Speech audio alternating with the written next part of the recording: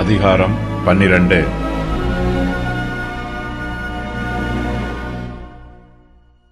யோசியாவினுடைய ராஜ்யபார ஆரம்பம் மகிமையாயிருந்தது. யோசியா 40 வருஷம் யூதா தேசத்தை ராஜ்யபாரம் பண்ணினான். அவன் ராஜாவாகிற போது 7 வயதாயிருந்தான். யோசியாவின் ராஜ்யபார முடிவு மகிமை குறைந்து காணப்படுகிறது. யோசியாவின் ராஜ்யபாரத்தில் காணப்பட்ட சீர்கேடுகள் எல்லாம் நாளாகமம் புஸ்தகத்தில் விரிவாக சொல்லப்பட்டிருக்கிறது.